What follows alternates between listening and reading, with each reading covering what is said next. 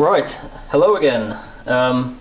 Before I dyno the dampers, just run through what we're doing and what a damper looks like in the inside, you know, because it's quite interesting when you delve into them.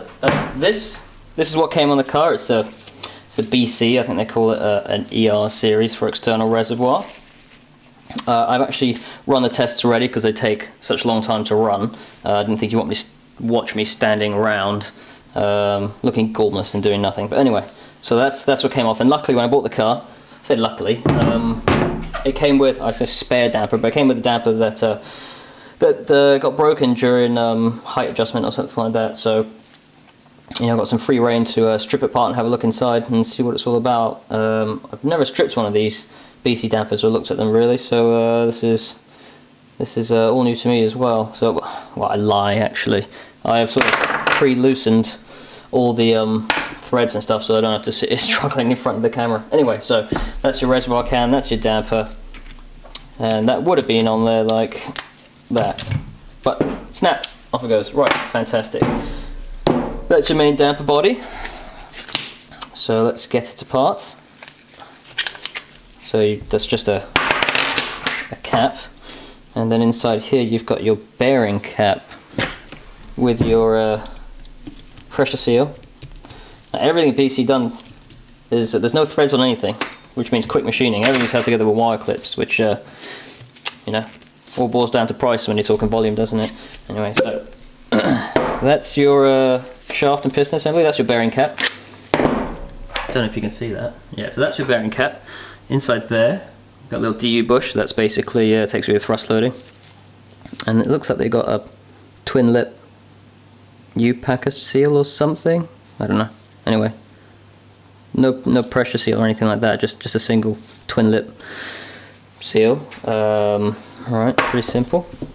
Your shaft, and they've got like this little jounce rubber thing, because they're shaft drillings where the oil bleeds through, where you have your oil bleed.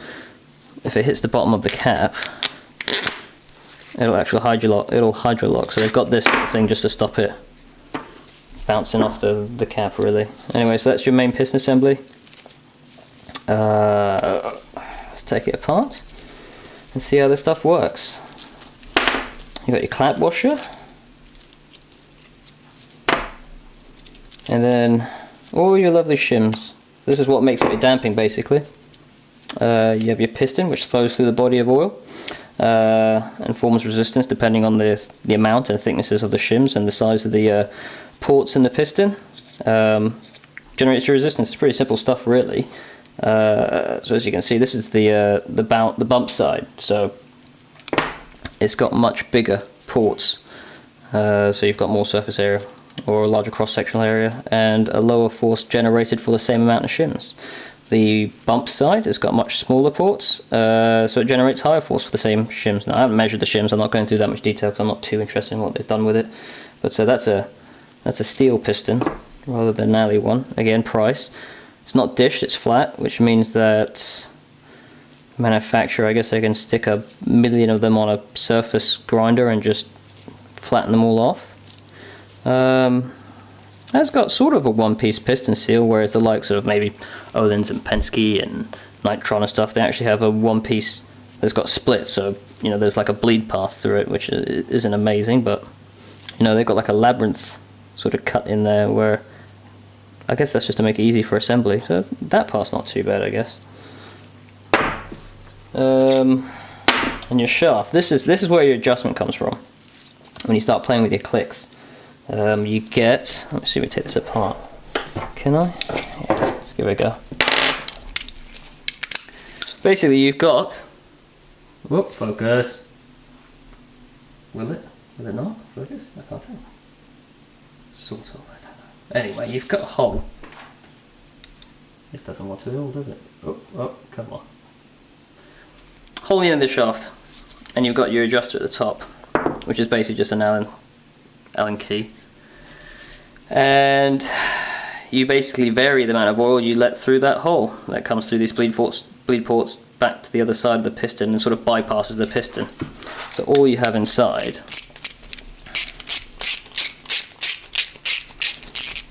bear with me, That's your jet assembly. 4mm hole, so quite a big hole. Let's get out the needle. Most dampers are, you know, they're all generically the same. Architecture might be different, but they all work on the same principles and in the same way. Some better than others. Quite a lot of thread on this. Oh, there we go. Right, so there's your needle. Can we see this? Come on, focus. There's your needle. And that needle goes into this hole. And that's all it does. The more it goes in, the more it comes out, the more it bleeds past, and the softer your damper gets. When you close it up fully, that's as stiff as the damper will get because there's no bleed past the piston. It's quite a big needle. Not what I would... I don't know, I've not tested or anything, so who knows really.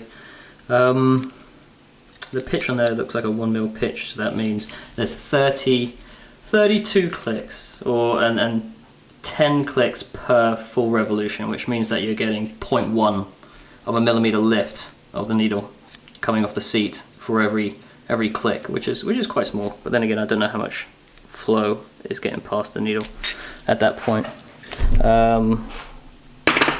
Yeah, so that's basically what happens. You get your piston going in and out of the body, and the fluid all flows through it, and you generate a peak amount of force with your piston, the shims you set up, and then you can only make it softer with the bleed. So basically, yeah, you set it up for as stiff as you want it to be, and you use the bleed to soften it off, and then you guys get to play with your many clicks on your damper and have a lot of fun.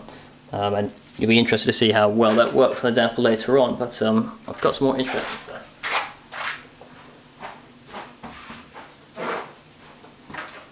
Had to grab my notes. Right, so the reservoir can, the exciting thing. Everyone loves a reservoir can bolted on their damper. Oh, it sounds sexy, doesn't it? Reservoir can. Ooh, fancy. Not so much. I really don't like them. I don't see any point to them.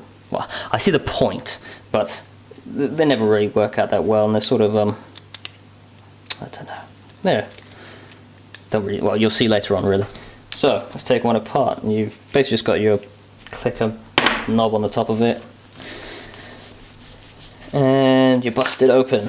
Right, first you've got the inside. We've got here, this is your floating piston. Now when people talk about, you know, your gas pressurized dampers, behind this floating piston is your pressurized nitrogen, and that, on this one was quite high actually, but all this doesn't do anything except for account for the displacement in volume when the shaft enters the damper. So when the shaft goes into the damper, you're introducing a volume, and that volume has to go somewhere, otherwise the damper will just hydrolock.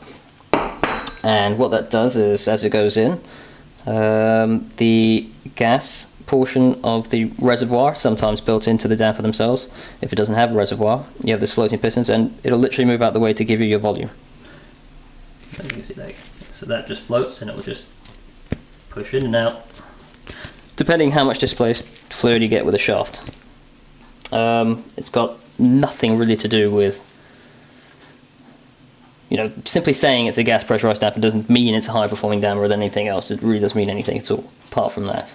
It's just how a monotube damper works. Anyway, so we'll just push it out. So you've got, there it is. This looks like some sort of forged and machined affair. And that's it. Your nitrogen just fills up this reservoir, and that's all the reservoir is. It's not a huge amount of oil in there for additional cooling or volume or whatever like that, which I've heard other people, you know, think they're about. It's just literally to hold the gas, because the external reservoir adjuster is here, and this is what everyone wants to see. What does it do? Let's take it out and have a look. So basically, inside the cap thing here, there we go. If I can get it. It's a little baby piston. Another one, except this one doesn't move through oil. It stays still. And the oil moves through this. Can I get that off? Yeah. You've got, focus, There you go, your little piston again, your little shims. Same as the main piston, just in small, miniaturized. And here you've got another little diddy hole. Come on, you can do it, you can do it. Doesn't want to, does it? Anyway.